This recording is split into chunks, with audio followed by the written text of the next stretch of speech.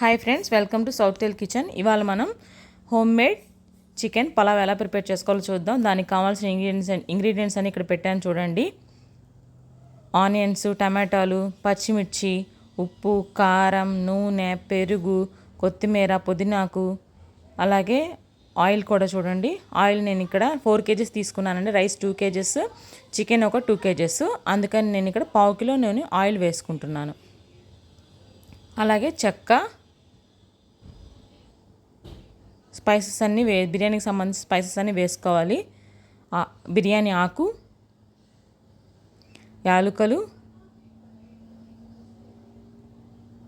లవంగాలు, ఇవన్నీ మనం దీనిలోంచి ఆయిల్ బయటకు వచ్చే వరకు బాగా ఫ్రై చేసుకోవాలి. ఒకసారి ఇవన్నీ ఫ్రై అయిన తర్వాత పచ్చిమిర్చి, ఆనియన్స్ యాడ్ చేసుకోవాలి.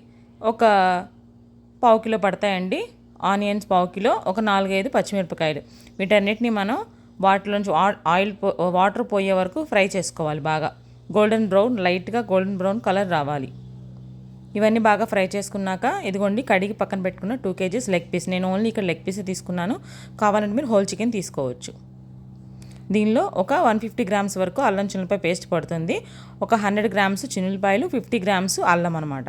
వీటిని బాగా మెత్తగా గ్రైండ్ చేసి మిక్సీ వేసుకొని ఈ పేస్ట్ వేస్తున్నాను ఇక్కడ. దీన్ని కూడా బాగా ఫ్రై చేయాలి. ఇది లైట్గా అడుగు ఎప్పుడైతే అంటుకుంటుందో అప్పుడే మనం అల్లం చిన్నులపాయ పేస్ట్ పచ్చివాసన పోయినట్టు అనమాట. చూడండి, ఇలాగా బాగా కలుపుతూ ఫ్రై చేసుకోవాలి. సిమ్లో పెట్టండి. అలాగే ఇక్కడ 1/2 kg బాగా పండిన టమాటాలు కూడా వేసుకుంటున్నాను. వీటన్నింటినీ ఇంకోసారి కలపాలి.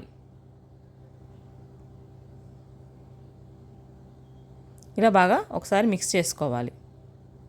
చూసారా, లైట్గా అడుగు పడుతుంది. పైనుంచి కొత్తిమీర, పుదీనాకు, ఎందుకంటే ఇప్పుడు వేసుకుంటేనే వీటిలోని ఫ్లేవర్స్ అన్నీ బయటకు వచ్చి మనకి ఒక మంచి అరోమాని ఇస్తుంది అనమాట రైస్కి. చూసారా, అడుగు పట్టింది అంటే మన అల్లం చిన్నులపాయ పేస్ట్ బాగా వేగిపోయింది అనమాట. ఇంకోసారి బాగా కలుపుకోండి.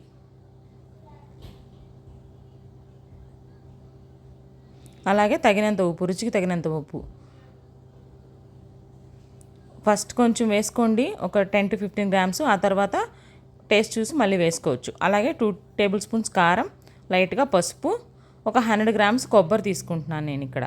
బాగా దాన్ని గ్రైండ్ చేసి మెత్తగా పేస్ట్ చేసి వేసుకుంటున్నాను. అలాగే ఒక 100 ml మిల్క్, 100 ml కర్డ్, చిక్కటి పెరుగండి. దీన్ని బాగా కలపాలి.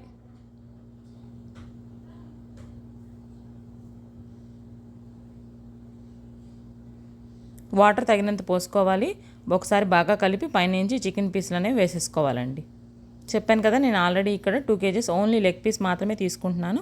మీరు కావాలంటే హోల్ చికెన్ తీసుకోవచ్చు.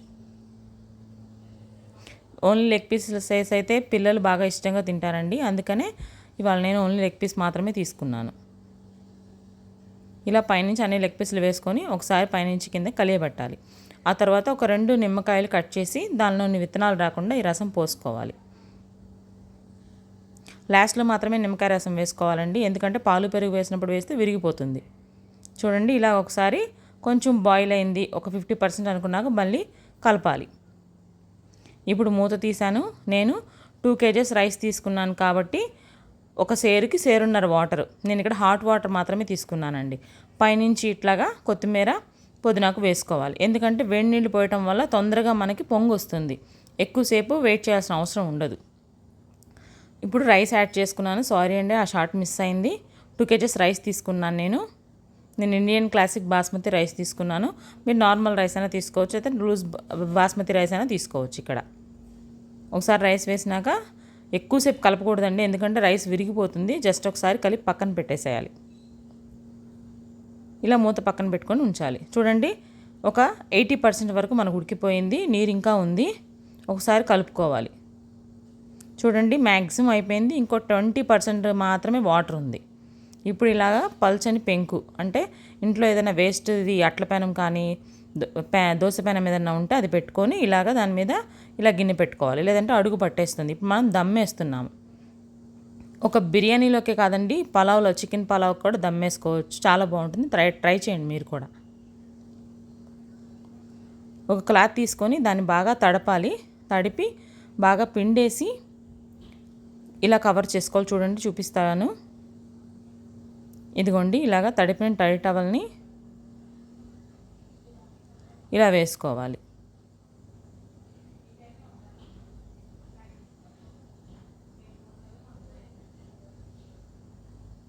ఇలా కవర్ చేసుకోవాలండి. దానివల్ల ఏమవుతుందంటే మరీ రైస్ పైన డ్రై అయిపోకుండా లైట్గా చెమ్మ అనేది ఉంటుంది, చాలా బాగుంటుంది. ఇలా లైట్ సిమ్లో పెట్టుకోవాలండి, ఎక్కువ సెగ పెట్టుకోకూడదు, అడుగు పట్టేస్తుంది. అలాగే దీనికి కావాల్సిన గోంగూర, కళియ, పెరుగు చట్నీ అవి కూడా ఇవాళ చూసేద్దాం మనం. చూడండి, నేను ఇక్కడ ఒక కట్ట గోంగూర తీసుకున్నాను. దీన్ని ఇసుక లేకుండా బాగా నీట్గా కడుక్కోవాలి. దాంట్లో ఒక గిన్నెలో పైనుంచి గోంగూర పెట్టేసుకోవాలి. 2 పచ్చిమిర్చి నుంచి 3 వేసుకోవచ్చండి. అలాగే టమాటాలు ఒక 2 టమాటాలు వేసుకోండి. ఫుడ్ కలర్, మన పలావ్లో ఫుడ్ కలర్ అనేది ఆప్షనల్ అండి. నాకు కొంచెం ఇంట్రెస్ట్ కాబట్టి పిల్లలు ఉన్నారు, వాళ్ళు ఇష్టంగా తింటారు కలర్గా ఉంటే, అందుకని యాడ్ చేస్తున్నాను. మీకు ఇష్టం లేకపోతే అవాయిడ్ చేయొచ్చు.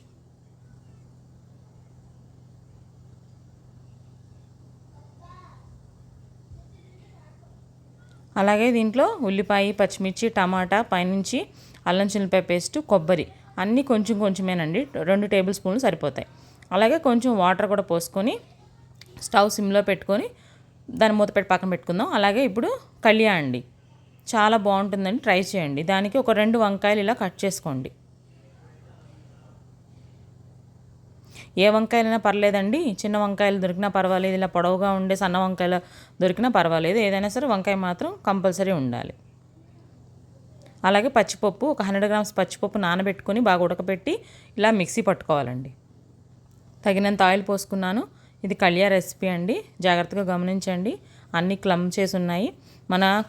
మన గోంగూర కూడా ఉడికిపోయింది. పైనుంచి ఇప్పుడు కారం వేసుకోవాలి. ముందుగా కారం వేయకూడదండి, పైనుంచి కారం వేసుకున్నాను. చూసారా, 2 టేబుల్ స్పూన్స్ మాత్రమే వేసుకున్నాను. కొద్దిగా పసుపు, అలాగే ఇందులో హోల్ గరం మసాలా వేసాను. చూసారా, చెక్క, అల్లం అన్నీ వేసాను. పైనుంచి ఉల్లిపాయ వేసాను, అల్లం పేస్ట్ కూడా, అలాగే కొంచెం టమాటాలు, వంకాయలు కూడా వేసాను.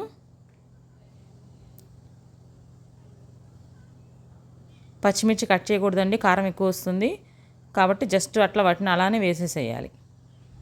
సొరకాయ ముక్కలు అన్నీ జస్ట్ ఒక 2 ఇంచు సొరకాయ ముక్క సరిపోతుందండి మనకి. 2 వంకాయలు, 2 ఇంచు సొరకాయ ముక్క, 2 టమాటాలు, కొత్తిమీర, పుదీనాకు, ఉప్పు, కారం, పసుపు, కొబ్బరి పేస్ట్ కూడా పైనుంచి వేసుకోవాలండి, తగినంత ఉప్పు. వీటన్నిటిని ఒకసారి బాగా కలుపుకోవాలి. తప్పకుండా ట్రై చేయండి, కళ్యా రెసిపీ సూపర్గా ఉంటుంది. అలాగే కొంచెం ఒక 2 గ్లాస్ వాటర్ పోసుకోండి. ముక్కలు జస్ట్ కొంచెం అలా మునిగేంత వరకు చాలండి. చూడండి ఇక్కడ ఎలా కనిపిస్తుందో, ఆ మాత్రం వాటర్ పోసుకుంటే సరిపోతుంది. దీన్ని ఒక 2-3 విజిల్స్ రానిస్తే సరిపోతుందండి. ఎక్కువ విజిల్స్ రానిస్తే ముక్కలన్నీ మెత్తగా అయిపోతాయి. మనం కళ్యా తినేటప్పుడు ముక్కలు మనకు తగలాలి. అలాగే పెరుగు చట్నీ చేస్తున్నాను చూడండి, షార్ట్ మిస్ అయింది. అన్నీ మన ఉల్లిపాయ, పచ్చిమిర్చి, కొత్తిమీర, పుదీనాకు వేసుకొని సన్నగా పలుచగా కోసుకోవాలి. పెరుగు వేసుకోవాలి, లైట్గా మీకు టేస్ట్కి తగినంత ఉప్పు యాడ్ చేసుకోవాలి. చూసారా, మన కళ్యా ఉడికిపోయింది.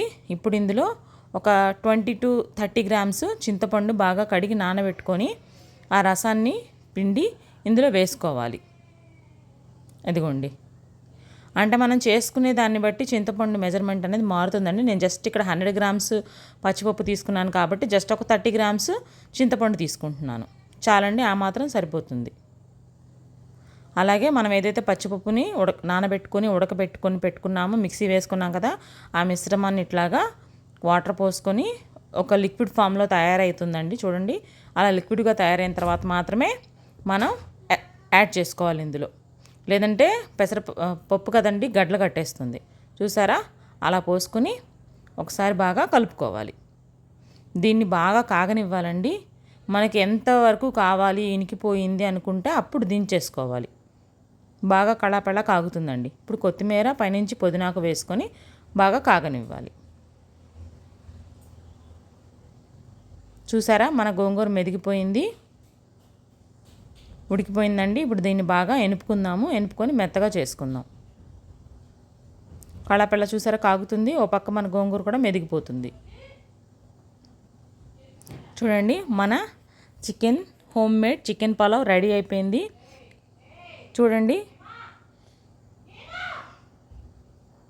గోంగూర, కలియ, పెరుగు చట్నీ పక్కనే నంచుకోవడానికి పిల్లలు ఎంతో ఇష్టంగా తింటారండి. ఆనియన్స్. తప్పకుండా ఈ రెసిపీని ట్రై చేయండి. Thank you friends. మా ఛానల్ని సబ్స్క్రైబ్ చేయండి.